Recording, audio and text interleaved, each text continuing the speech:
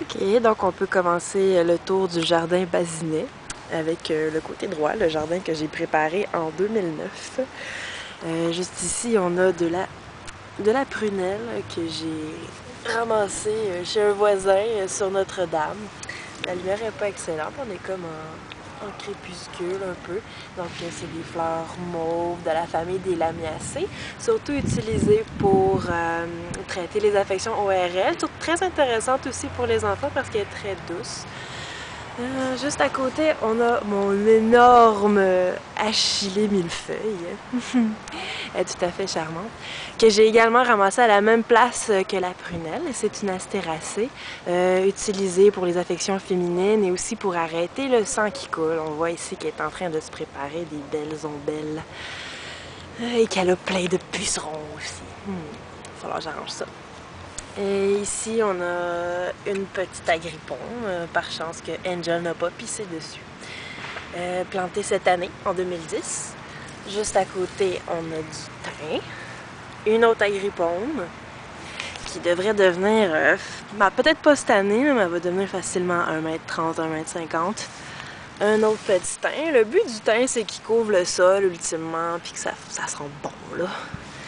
On a un trèfle rouge que j'ai adopté, qui est très beau, très envahissant un peu, parce que j'ai été obligée de le ramasser dans un truc à tomates. Ça va me faire du bon manger, puis je pense que ça fleurit pas mal tout l'été, ça. C'est bien le fun à mettre dans les salades. À côté, on a une violette, je me souviens plus la sorte. J'ai ramassé ça à la même place que la chilée, puis la prunelle. Ici, il n'y a rien pour l'instant. Il y avait des camomilles l'an passé. Juste à côté, on a ma sauge qui est en fin de floraison. Elle a fait des fleurs vraiment magnifiques et les abeilles l'aimaient beaucoup. Les abeilles et tous les insectes pollinisateurs, en fait.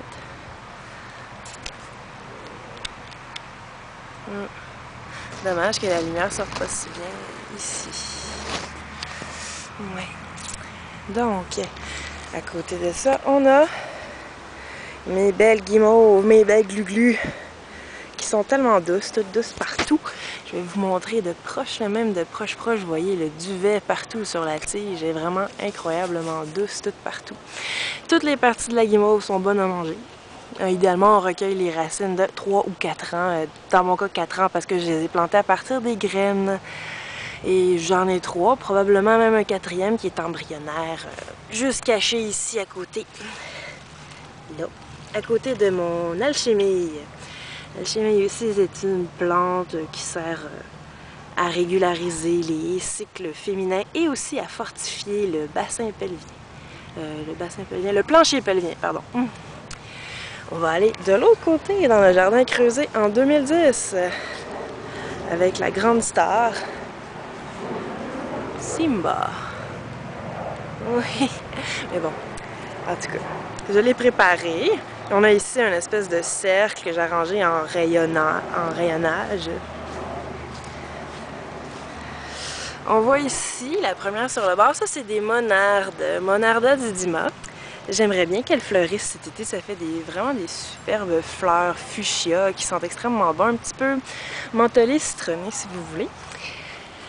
Juste à côté, j'ai planté, les monardes c'est dans les lamiacées aussi. J'ai planté des reines des prés. Les reines des prés intéressantes pour traiter les problèmes inflammatoires, ça c'était Orion. J'en ai 3 qui se débrouillent quand même bien, ils sont en train de me faire des belles feuilles. Bon, à côté des plantes alimentaires, on a un persil plat, une coriandre qui se débrouille, ma foi, fort bien. Elles sont délicieuses d'ailleurs. Et en arrière, on a une aneth qui est en train de monter en fleurs. Ça va sûrement faire des belles fleurs, ça aussi. À côté, on a le Gotucola, qui semble s'adapter de plus en plus. En fait, je pense qu'il a beaucoup apprécié la visite de Nathalie parce qu'il est comme plus vert depuis. À côté, on a la catère qui est en cage pour la protéger de la star Simba, qu'on a vu tout à l'heure. Celle qui n'a jamais été déracinée s'en vient très belle et très grosse. Les deux autres, elle a moins souffert, mais elle a été déracinée une couple de fois quand même. Et celle-là a été déracinée à répétition. Heureusement toujours en vie, mais bon, la cage est là pour ça. À côté encore, j'ai des échinacées. La récolte ne sera pas pour cette année. Une pallida qui est en train de me faire des beaux capitules déjà. Ils sont pas matures par contre. Et une purpurea que j'ai bien hâte de voir ce qu'elle fait. Elle est en train de préparer quelque chose, mais c'est pas encore prêt. Au centre, complètement, j'ai mis du thym. Encore une fois, le thym, le but, c'est de l'amener à faire un couvre-sol. Le thym est dans la famille des Lamiacées également. Et c'est un antiviral, entre autres. Et je l'ai mis à côté d'un autre antiviral, un autre qui m'est très cher. C'est le Suro canadensis dans ce cas-ci. Lui-ci, il a failli mourir. Mais c'est pas pour la même raison, c'est parce qu'il y avait un champignon, mais par la suite j'ai su que c'était des genres de larves de mouches. Puis finalement, il est revenu à la vie tout seul, j'ai absolument rien à voir dans sa résurrection.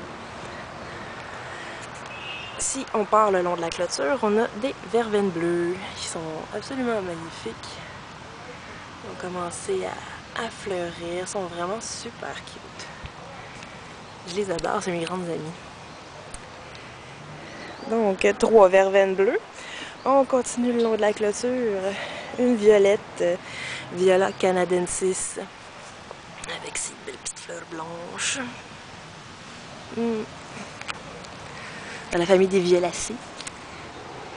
Une ciboulette, parce que c'est bon. 2 plants de tomates. Des petites tomates, parce que j'aime bien les formats de tomates petites. Je suis sûre que ça vous intéresse à fond. Ici, on a un plant de piment, avec un piment.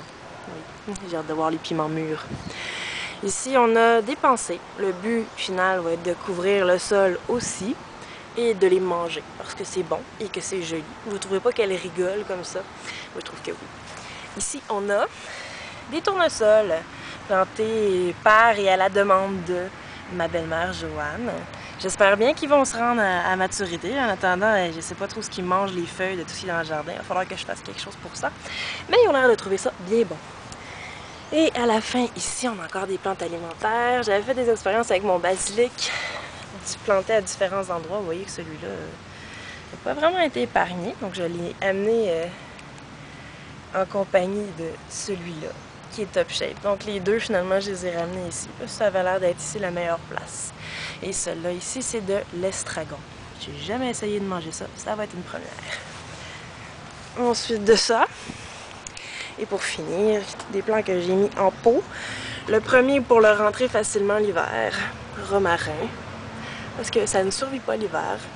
C'est délicieux comme odeur et comme saveur. Et un plat de menthe, parce que la menthe, ça court partout et c'est envahissant. Mais on l'aime quand même. Donc j'espère que vous avez apprécié la petite visite. Au revoir!